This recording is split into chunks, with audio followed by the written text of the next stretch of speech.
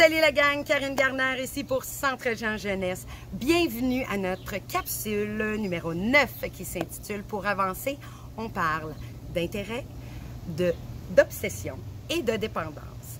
Et nos intervenants chouchous vont nous aider à bien différencier les trois choses et voir où est-ce qu'on peut se situer là-dedans. Dans le fond, un intérêt, c'est quelque chose qu'on aime beaucoup. On veut aller plus loin, donc pousser pour avoir plus de connaissances. Puis c'est quelque chose qui va nous donner de l'énergie. Contrairement à un intérêt, l'obsession, pour sa part, c'est quelque chose qui revient tout le temps à ta tête. Tu peux difficilement penser à autre chose. C'est vraiment omniprésent. Ça occupe pas mal de tes pensées. Par exemple, quelqu'un qui faudrait qu'il s'entraîne tous les jours de manière excessive, puis que s'il le fait pas, c'est que ça vient créer une angoisse puis une anxiété en dedans. On pourrait caractériser ça comme une obsession.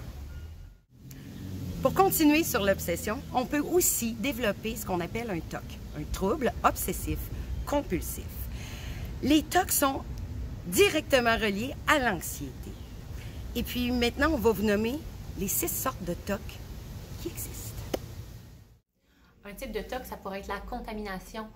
Donc, surtout, ça peut se développer avec le COVID. Donc, on a vraiment peur des virus en ce moment. Ce serait juste être poussé à l'extrême. Il y aurait même des compulsions qui viennent avec ça, comme le fait de laver les poignées de porte, de se laver les mains constamment, de frotter partout.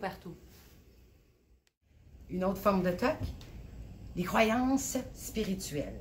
Ça peut être religieux, énergétique. Et puis quand ça devient une obsession, c'est que tu imposes un peu à tout le monde.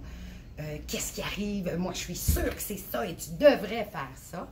Donc, une obsession au niveau des croyances spirituelles peut être très présente. Un type de compulsion, ce serait la répétition. Donc, de fermer la porte, de la barrer plusieurs fois, un certain nombre de fois, de débrancher le séchoir, de fermer le four, fermer les lumières. Il y a aussi la peur de l'horreur ou de l'agressivité. Donc ça, c'est d'avoir peur de te faire mal toi-même, de faire mal aux autres, ou t'imagines des scénarios catastrophes où quelque chose de terrible pourrait survenir. Une autre obsession, une compulsion qu'on peut avoir est d'ordre sexuel. Donc, du moment que tu croises quelqu'un sur la rue, peu importe qui tu rencontres, que ce soit homme, femme, tu as toujours une pensée, voire même perverse, qui est très intrusive et donc pour toi, tout est objet à la sexualité. Une autre version aussi qui peut nous donner un indice, c'est que tu es très accroché au niveau de la porn sur le web. Mais ça, on ne parle pas d'une fois par jour, on parle, quand ça devient obsessif-compulsif, de 20 et 30 fois par jour, donc tout est sujet à la sexualité dans ta vie. Donc aussi, il y a le comptage, l'ordre et le rangement. Donc ça peut être, quand tu arrives dans une pièce, tu as besoin de tout compter ce qui, mettons les tuiles qui sont au plafond, tu as besoin de ranger tes choses de manière là, à ce que ce soit toujours la même façon. Donc ça, c'est quelques exemples là, que tu peux vivre dans ta vie. Donc, la dépendance va s'installer quand on ne va plus être capable de se passer de la substance sans avoir de la souffrance soit physique, soit psychologique. Ensuite, il va y avoir une sensation de craving intense. Donc, tu as vraiment besoin, puis tu n'es pas capable de résister au désir de prendre la substance ou de poser l'action. Puis, il va aussi avoir un élément de tolérance. Donc, il va falloir augmenter la dose à chaque fois. Puis, on va parler un petit peu plus aussi de la toxicomanie en tant que telle la semaine prochaine. Donc, il y a plusieurs types de dépendance. Dépendance affective, dépendance au sport, la télévision, le gaming, dépendance aux jeux. Sinon aussi la dépendance à l'adrénaline, on carbure qu'à ça. Sinon, on en a parlé jeux vidéo, alcool, drogue, puis tout ce qui est gambling. On va en parler plus la semaine prochaine dans notre prochaine capsule.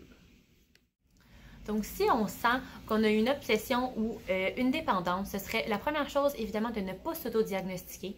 Mais si on sent que c'est vraiment un problème, donc la solution doit venir de soi. Si on sent que c'est un problème et qu'on a besoin d'aide, ne pas hésiter à vraiment demander de l'aide. On peut essayer par nous-mêmes, mais si ça ne fonctionne pas, de parler à un intervenant ou il y a plein d'organismes justement qui aident dans ce domaine-là. Alors, voici ce qui conclut notre capsule sur les intérêts, obsessions et dépendance. Merci d'avoir été avec nous. Comme d'habitude, on vous dit s'il y a quelque chose, n'oubliez pas, vous n'êtes pas médecin, ne vous auto-diagnostiquez pas. Allez demander de l'aide, puis on va mettre plein de belles ressources à la fin et vous allez avoir, bien sûr, comme d'habitude, toutes les informations, Instagram, TikTok, Facebook, YouTube, whatever. On est là pour vous. Prenez bien soin de vous.